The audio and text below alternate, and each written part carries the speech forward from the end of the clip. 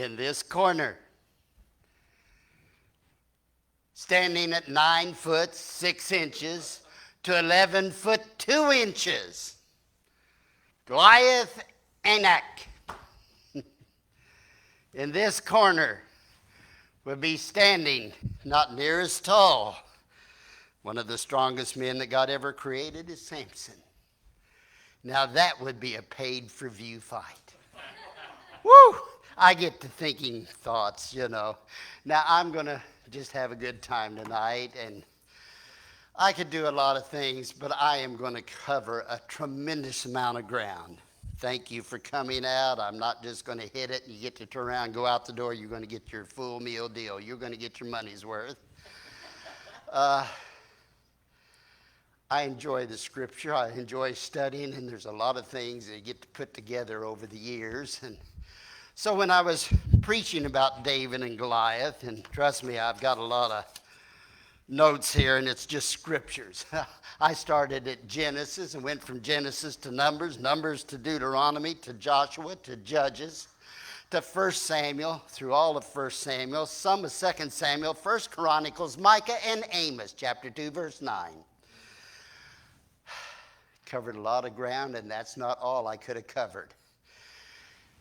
And I've said all that not to impress you. I've just said it because the Bible is so interwoven, and the more I study it, the more excited I get. I preached for many years, and after hundreds of sermons, I think, Lord, what can I preach next?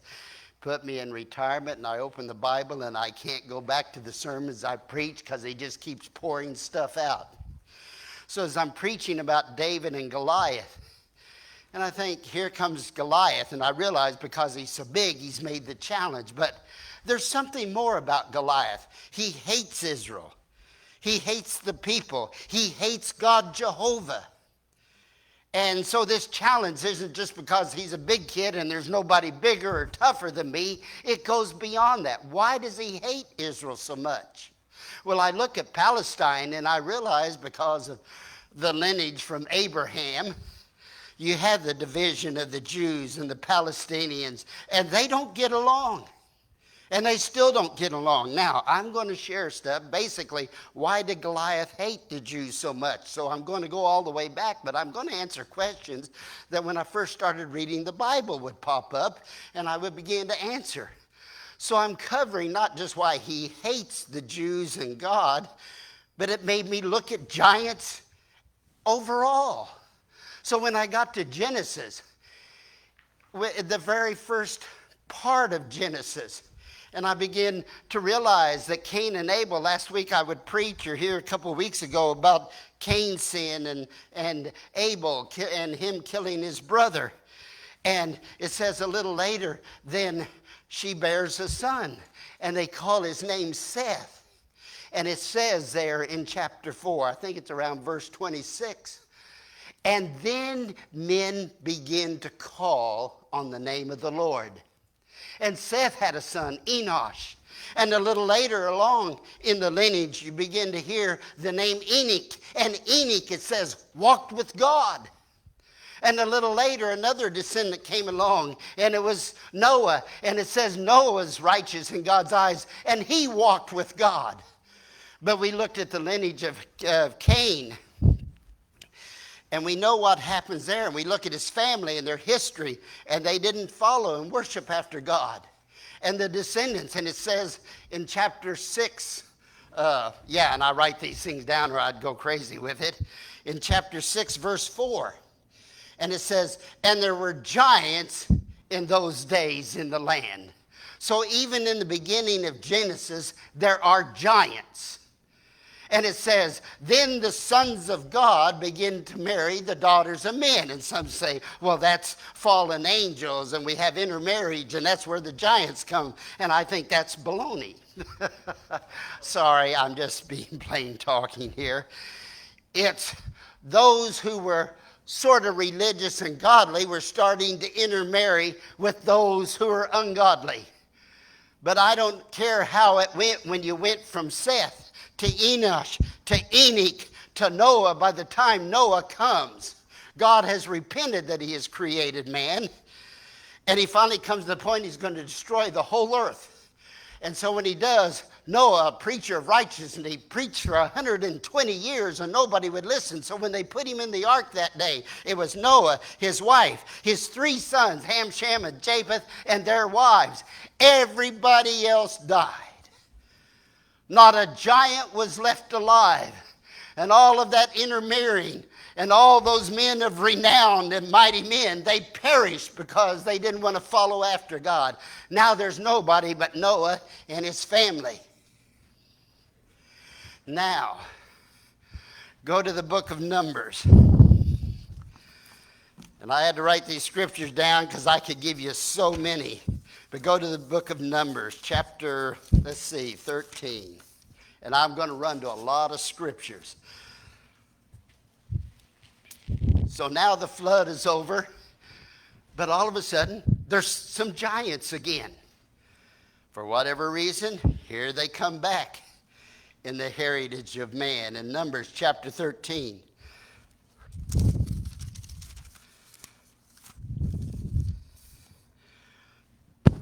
Verse 22, and I'm going to hop all around. And they ascended by the south and came to Hebron, and Hyman, and Sheshaiah, and Talai, the children of Anak. That's where they were at. Now Hebron was built 7 years before Zoan in Egypt. Now it talks about these children of Anak. Verse 28, nevertheless, and this is when they're getting ready to think about going into the promised land. Nevertheless, the people are strong that dwelt in the land, and the cities are walled like Jericho. They're walled up high and very great. Moreover, we saw the children of Anak there.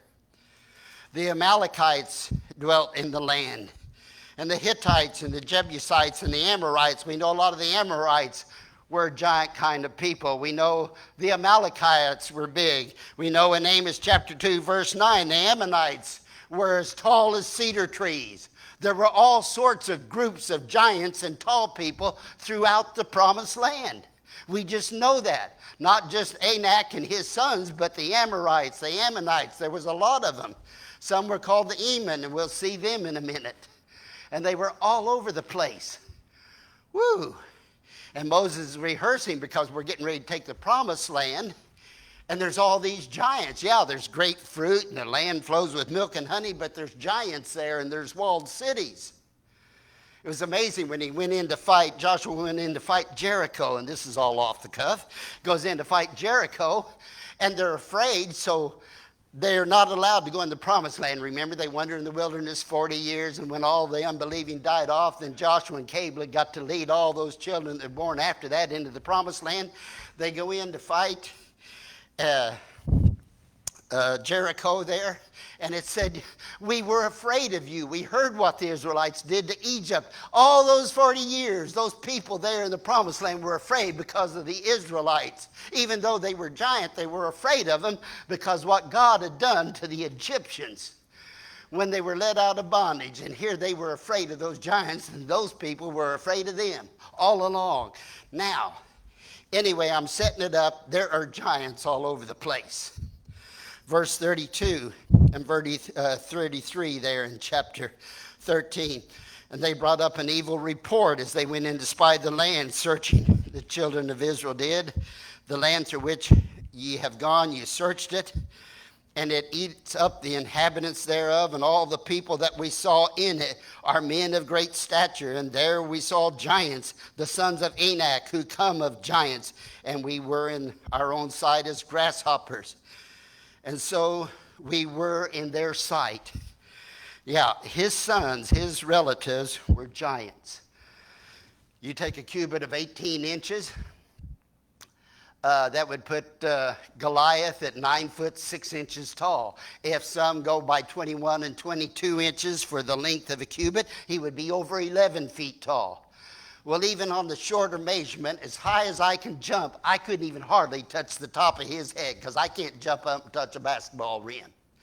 Now that's tall. Whew.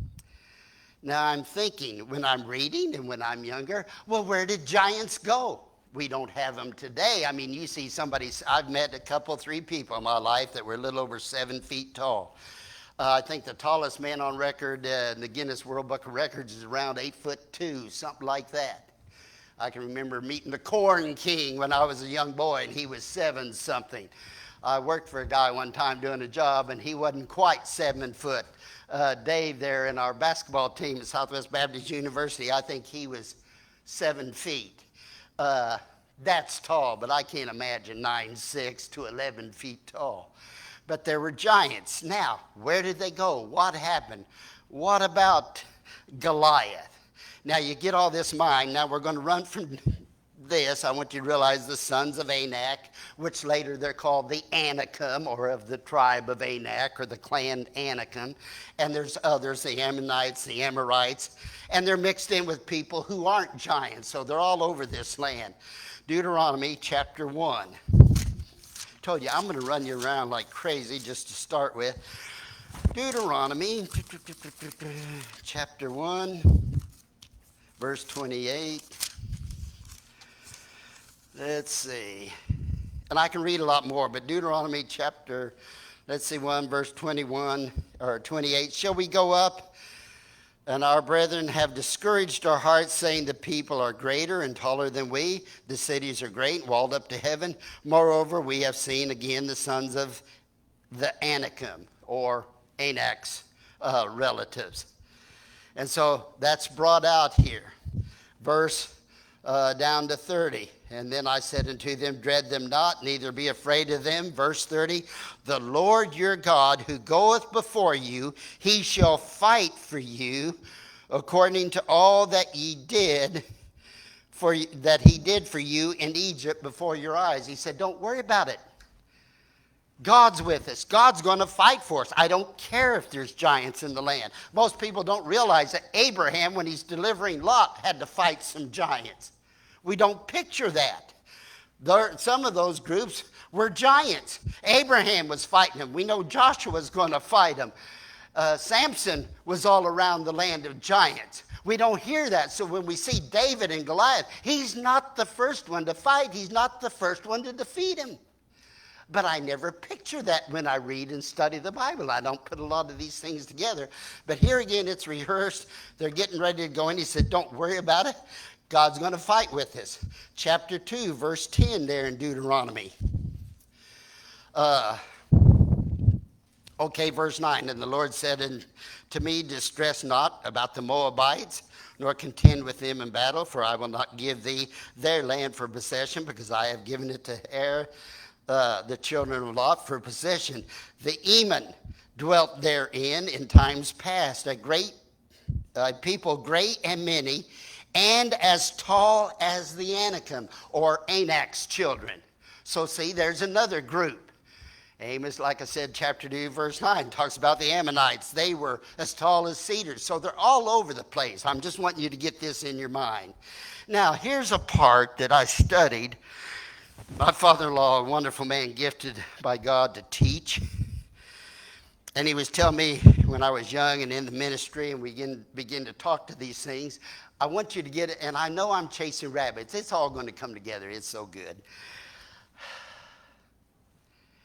God sends the children into the promised land, a land flowing with milk and honey. They go in, and they crush these people, and they take that. Why? Why did that happen? When God tells Abraham that he's going to make him a great nation and a great people, and I have a place set aside for you. There was something said there that we don't catch. Genesis chapter 15, verse 16. This is it's one little verse, but most people don't study it and think about it. But Genesis chapter 15, verse 16, as he's telling Abraham the promises for him and his children and the promised land coming. He says, verse 15 of chapter 15 in Genesis, and thou shalt go to thy fathers in peace. Thou shalt be buried in a good old age. But in the 4th generation, they shall come here again, for the iniquity of the Amorites is not yet full. He said, I'm going to give you this land. Here's the promised land. And your inheritance, your children are going to be like the sand of the sea. They're going in. They're going to come in 4 generations. They're going to inherit this land. I can't give it to you yet, and it won't be ready till that time. Why? Because their sin isn't full. That's a little verse that most people don't catch. My father-in-law was pointing that out. I would have to remember that. Deuteronomy chapter 9. This is it. And I don't hear it preached too often, but Deuteronomy chapter 9, in fact, I don't know if I've heard it preached. I've studied it several times. Deuteronomy chapter 9. Let's go with verse 1.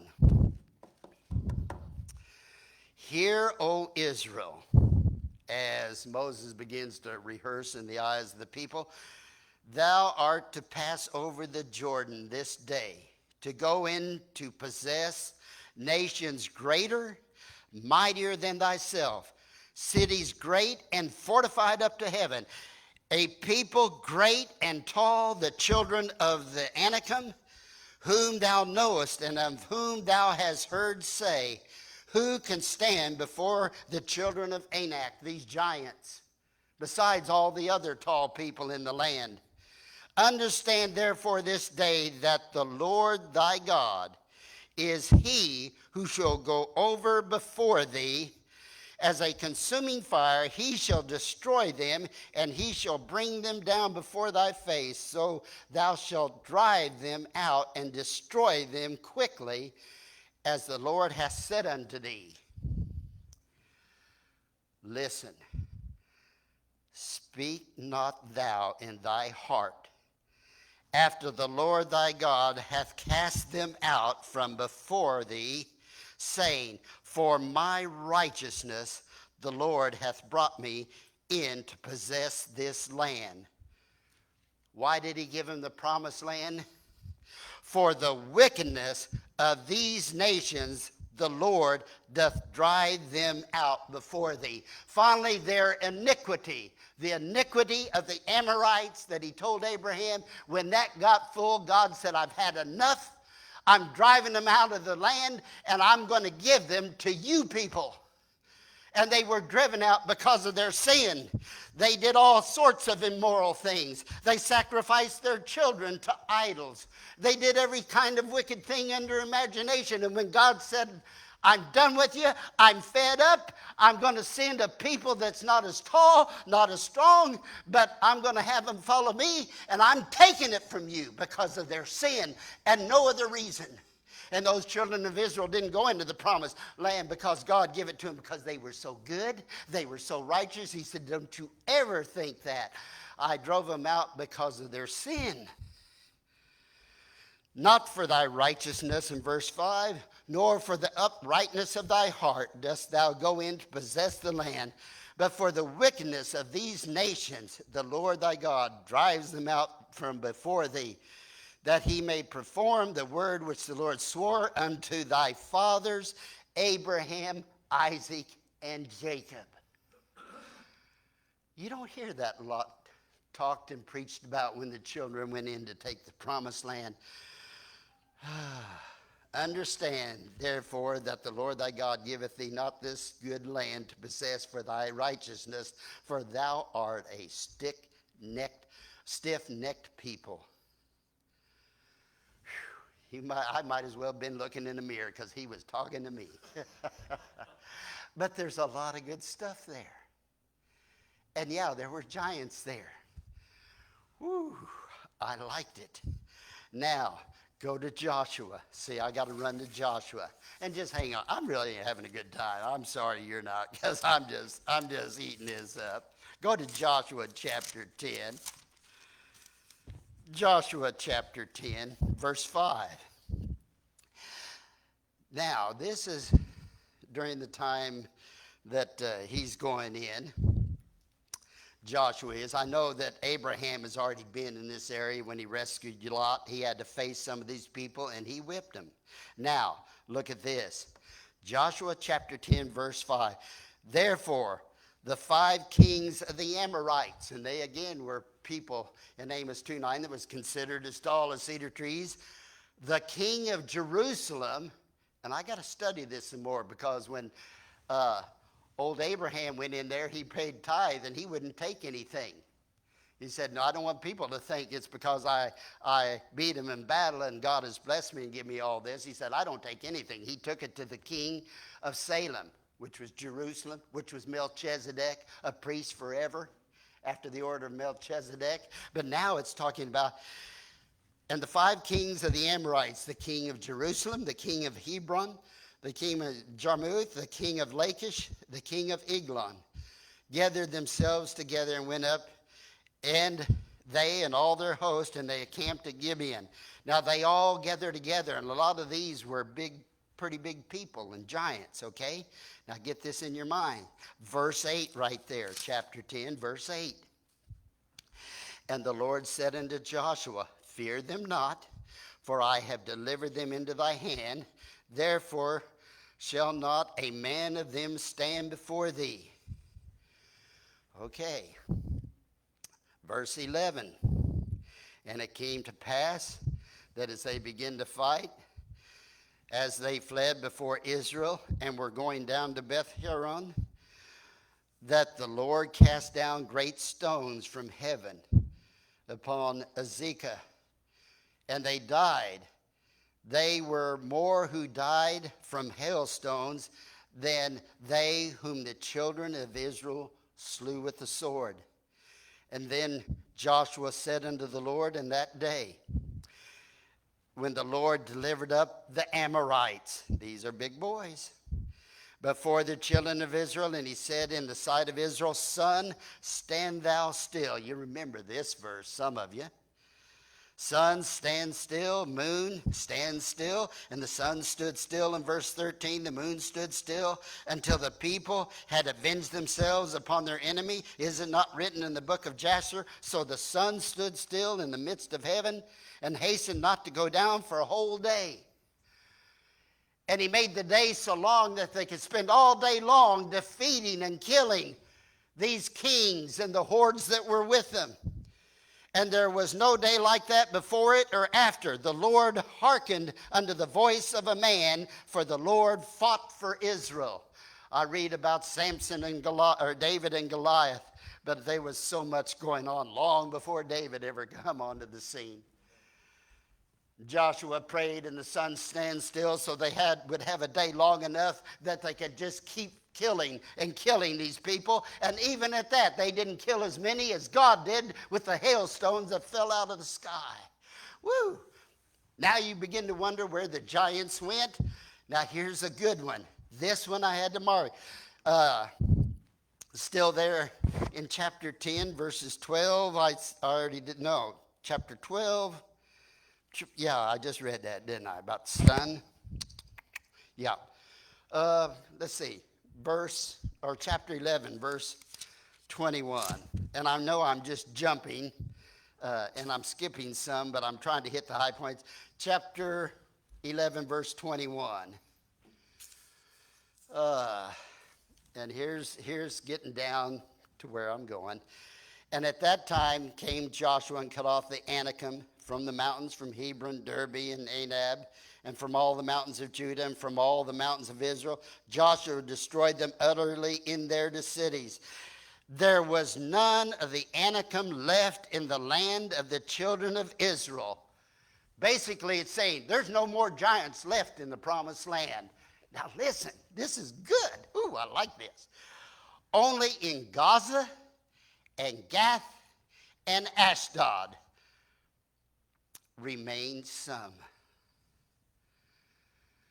So by the time he got done going through the promised land, and they did that because of their sins, God brought on these people, but when he got done, there was none of them left except in Gaza and in Gath and in Ashdod. It's odd when you're over in Jerusalem, and I did a job one time for a company I worked for, and we're driving down the highway, and you see a sign that says Ashdod, and realize it's still there today, and these cities are still there.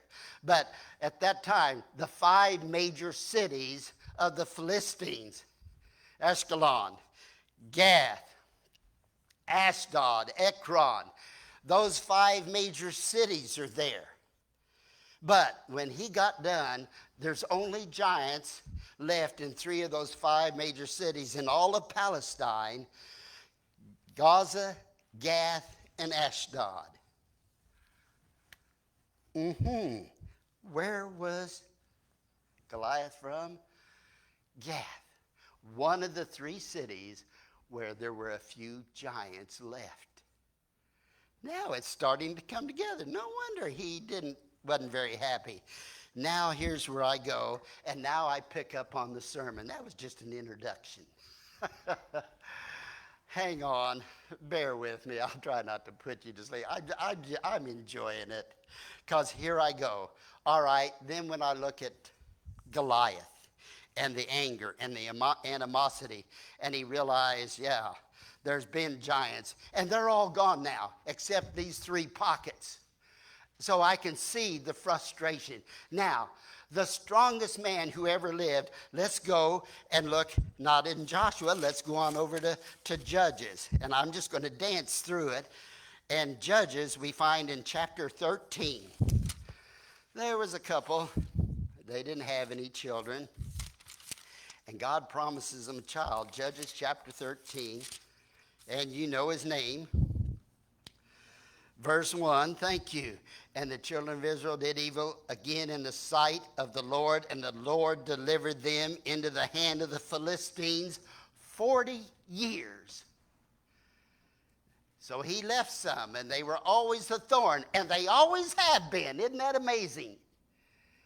And when they sinned against God, their leader, he just said, okay, and he let them have it. In 40 years, they're under the oppression of the Philistines.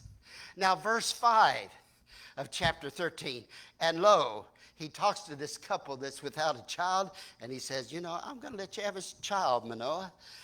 And lo, thou shalt conceive and bear a son, and no razor shall come upon his head, for the child shall be unto me a Nazarite unto God from the womb, and he shall begin to deliver Israel out of the hand of the Philistines. He brings a baby into the world just for the purpose to help deliver his people from the Philistines. I believe he's one of the strongest men who had ever lived. And here he is. So as I begin to look at his life there, chapter 16, let's just dance on over in the story to chapter 16. And as we're getting there, and yeah, he's a Nazarite, but he's not following God the way he should at times. And he goes down and he says, well, there's this woman of Timnah. I want to marry him. And mom and dad said, you know, she's not really a Christian gal. She's not one of the Israelites. You really don't want to go down there. Well, I like her. And so he goes down to Timnah and he's going to marry her. And they put out a riddle. And at this time, some friends of hers. Anyway, she coaxed him into telling the riddle, and he loses a bet for all those garments. So he goes out and kills some people and pays off this debt. That makes those people mad, and they end up killing her and her father.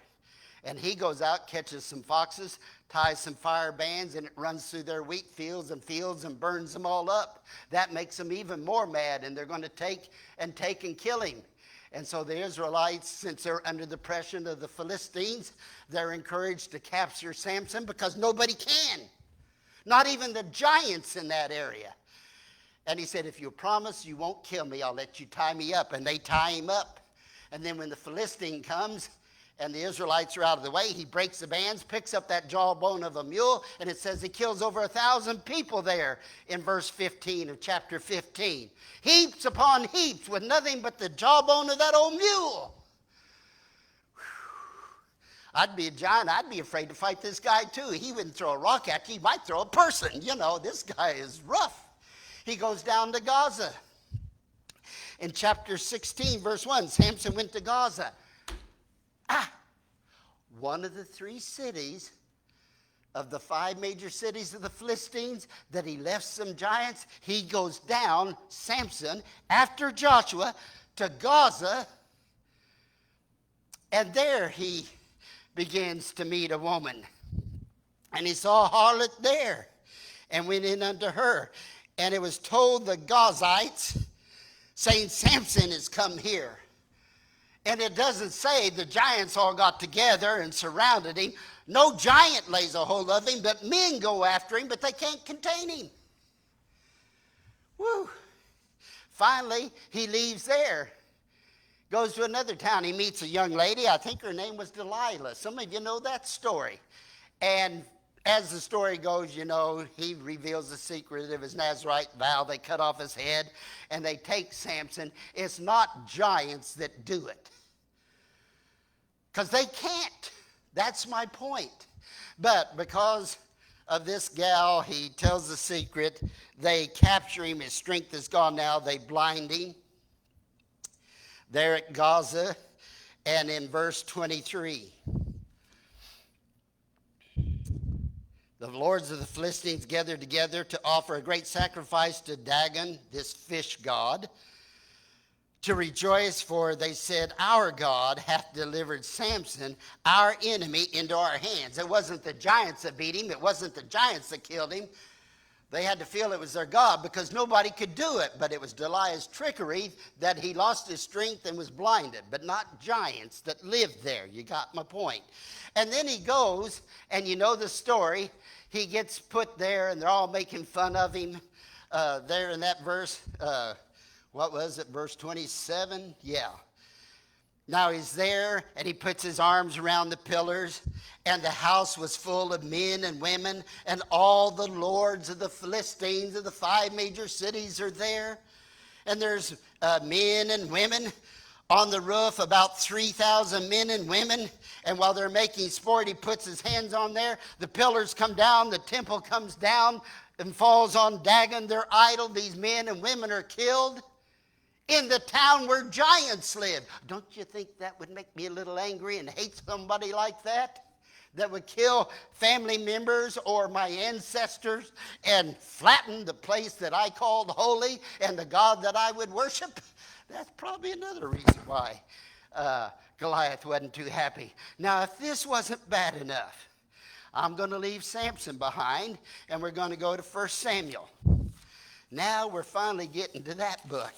Oh, I love preaching this one. I get just, ooh, you think I'm excited now. This one, I just go nuts on. But they come, and all this war and stuff is still going on. In chapter 5, let's see. Back up to chapter 4. I'm sorry. Chapter 4. And they're fighting, and Eli is an old priest, and he's got 2 sons, Hophni and Phinehas, and they are not very good boys. They take from the church funds and take more of the offering they should of the sacrifices. But anyway, they're leading the people now, and as they lead the people to fight the Philistines, there in chapter 4, I think it's verse 2, 4,000 Israelites die. That's 4,000 people die, and the Philistines whip them. And what are we going to do? Well, these evil sons of the priest, they said, we're going to take the ark. And they go and get the ark, and they take it out. And this hasn't been done before, and the people go wild. And there's a great roar, and the Philistines in all their might hear this great war, and they become scared. What's happening? The ark of the covenant is going before the people. Now, they've heard of this thing, and they've heard of Egypt and what went on, and Joshua and Jericho and all this stuff. Never has the ark of God himself went before the people. They're afraid, but somehow in their fear, their mass numbers, they go ahead and fight. There in chapter 4 of 1 Samuel. And verse 10, 30,000 footmen of Israel died that day. So between that and just before when the ark is taken, 34,000 Israelites die. Well, now the Philistines are feeling good again. And they capture the ark and take it into the house of Dagon at Ashdod. one of the 5 major cities. And they put that ark, and God goes, God's got news. He said, I don't need Gracemont Church to fight for me. I don't need all Southern Baptists to get together and fight for me. I don't need Christians everywhere to fight for me. If nobody will stand for me, I'll stand for myself. And they put that ark there before that big old idol who they worshiped. And I won't even get into it, but he had the body of a fish, and then he had the head and hands of a man. And they put that ark there. The next day they go in that temple, and that idol has fallen down before the ark, laying on the ground. And they push and stand it up. The next day they go in, and that thing has fallen down, and it hit the threshold of the door. It's so tall, and it falls down. It breaks off the head and the hands. I love it because the only thing left is the fishy parts. I love that. And they said, we can't stand this. And they took that ark and said, get it out of here. And they sent it down to some of the other cities. Now look at this. This really gets good. Verse 8, or verse 7, and the men of Ashdod saw it was so, and they said, the ark of God of Israel shall not abide with us. His hand is too heavy on us. And upon Dagon our God, poor babies. And they sent therefore and gathered all the lords of the Philistines of the 5 major cities around about. What shall we do with the ark of God? And they answered, let the ark of God be carried down unto Gath, where Anak's boys live, the giants, Goliath and his brothers. And they carry the ark of God of Israel about there. Now, this is a little back in history, probably around 20 years. And they carry it down there. So verse 9, so it was, after it was carried there, the hand of the Lord was heavy against the city with a very great destruction. A lot of people die. And he smote the city, the men of the city, young and old. And they had tumors in their secret parts. They began to have boils. They began to have cancers. They began to have tumors. I wonder if it was hereditary, because we know one of the brothers of Goliath had the 6 fingers on each, 6 digits on each hand, and 6 toes on each foot. 24 on all. That was one. That's in 2 Chronicles. That was one of the brothers of Goliath. That's why probably David, when he went and got the 5 smooth stones, when he went out to fight Goliath, I may beat Goliath, and he's got 4 brothers just a few miles away in Gath. I may have to kill them. He got 5 stones. You probably heard that preached. That gets good. But here they send it down to Gath, and God's hand is on them. And they're dying, and they got these sores, and they can't take it, and they send it away. Now, it's interesting, because I like this part. There's just so much here. It just gets so good. I love it. And they send it there. And they said, let's see, chapter 6, verse 3. Finally, they play hot potato with this, and finally they said, we're just going to put it on a cart, let some old cow take it that has 2 calves, and never, other than these calves, that thing is not tamed in any way. We'll put it there, and we'll see if she just wanders all over the countryside, and we'll keep the calves tied up here, because we know Mama Cow doesn't like that. And but if it goes to a city, to the children of Israel, we'll know that it was God's hand. Sure enough, they just lowed all the way, acted happy. They just went straight away, went down to one of the cities of the Israelites, and they go, yep, that was God's hand, all right. But chapter 6, verse 3, and they said, send away the ark of the Lord, send it not empty, but by all means return him a trespass offering.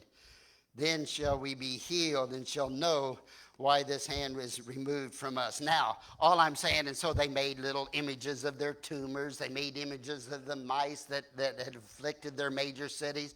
So they make all this golden offering, and they make a trespass offering. They know what trespass offerings are. Man knows that he's sinned. Man knows that he's rebelled against God, and they even know some of what God expects. But they didn't choose to live that way. They'd rather worship Dagon. But they made a trespass offering, sent this ark away. Now, it goes by the way, 1 Samuel chapter 7, verse 5. chapter 7, verse 5. Now, this is 20 years the ark stays in this area where it's men, and I know some tried to peek in the ark and he killed several men there. And they sent it to the next town in Israel, and nobody touched it then, and it stayed there 20 years. So I know 20 years has gone by now. And as I get there, chapter 7, verse 3, Samuel spoke unto all the house of Israel, saying, if ye do return to the Lord with all your hearts, and put away foreign gods, and worshiping Ashtaroth from among you, and prepare your hearts unto the Lord, and serve him only, he will deliver you out of the hand of the Philistines. So they begin to, have prayer, and they have a little revival. Let's see.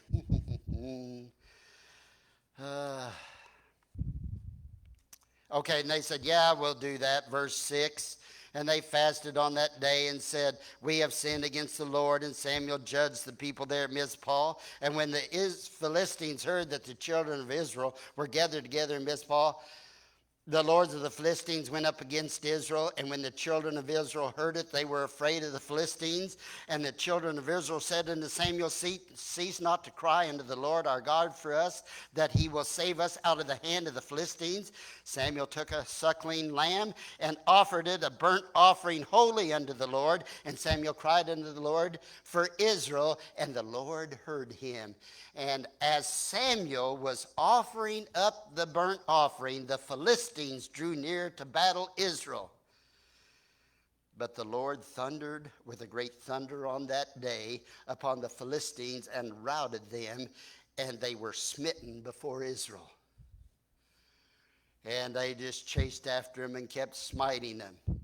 Verse 12, and that's when he raises up the rock and calls it Ebenezer. Hereto hath the Lord helped us. And they smite him.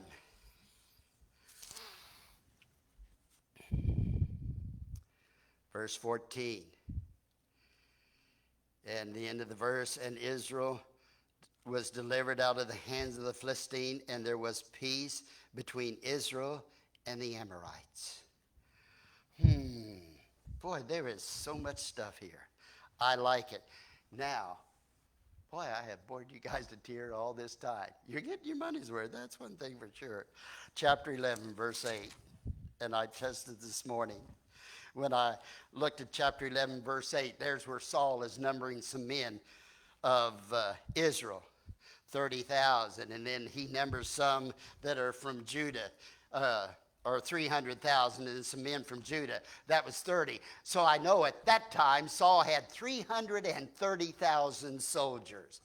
Woo, that is a lot of people. Then chapter 13, verse 2, I see Saul, and there he's got some men, and it says there's about 2,000 with him right now. It says there's 1,000 with his son Jonathan.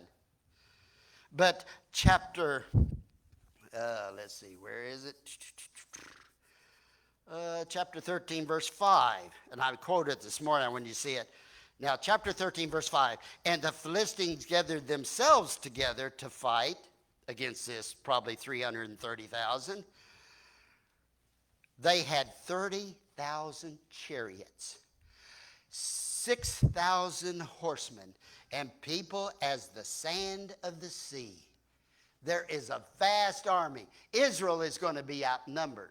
And they had chariots. Now, here's a thing when we read David and Goliath and some of this history that we really don't see.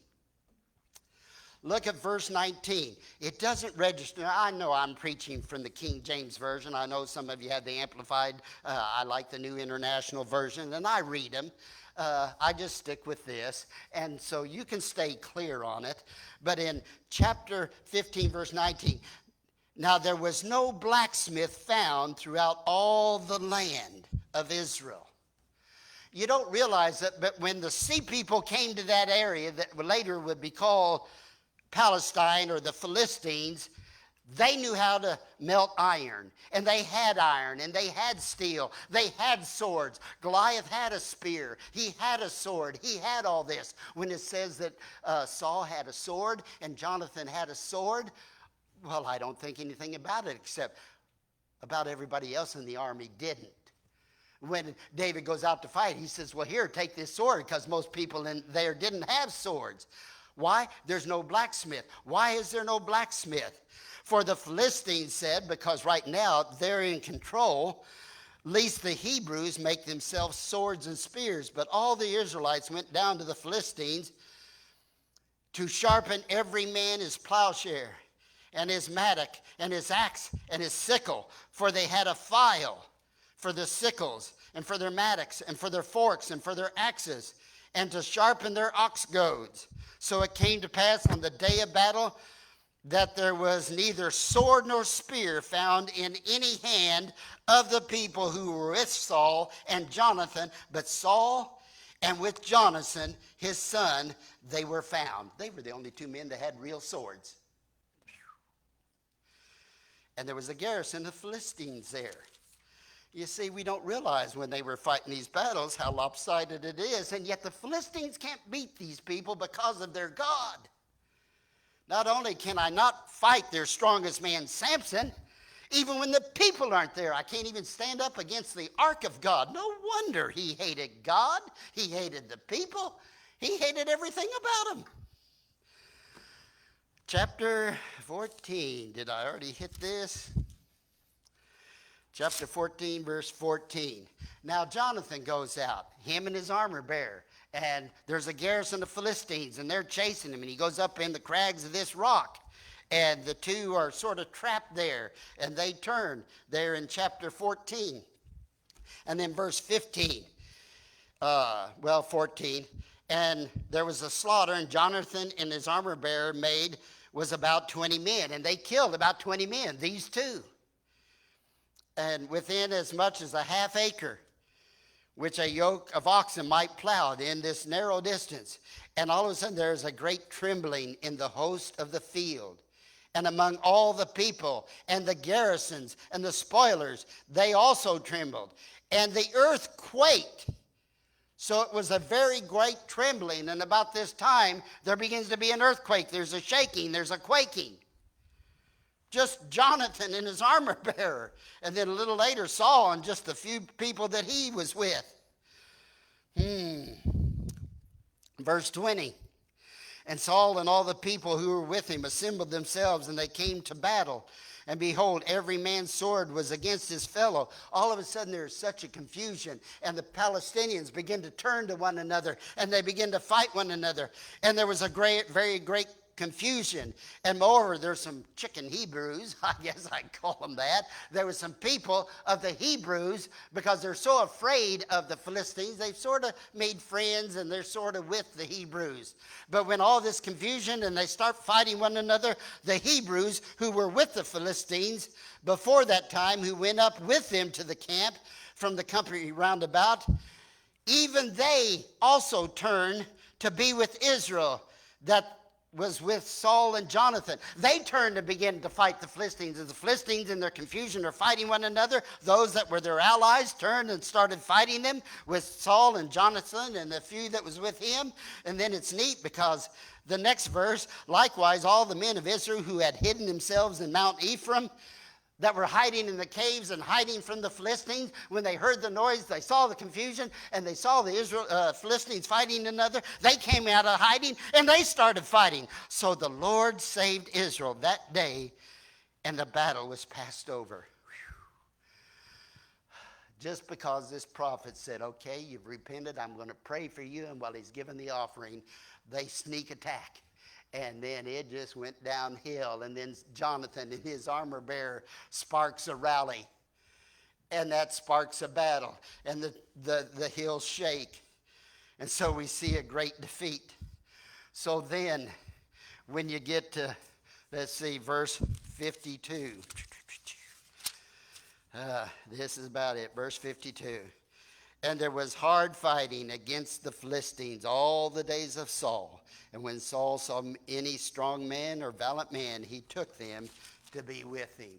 Now, I've said all that. That just gives you a little brief history, so that when just a short time now, David comes along and Goliath is there David can look at their history. He looks at his father Abraham, and he looks at God, and he looks at Joshua, and he looks at Samson, and he looks at Samuel, who he's been living with since he was a little boy, that's went out against these Philistines. And whether the people would fight, whether they would hide, whether they would become traitors, God could always win. So when that old giant came out that day, he despised people because there was a man that not even a giant would fight, whose name was Samson. There was someone who would go in and kill all the giants in the land. His name was Joshua. Abraham did that back in the early days.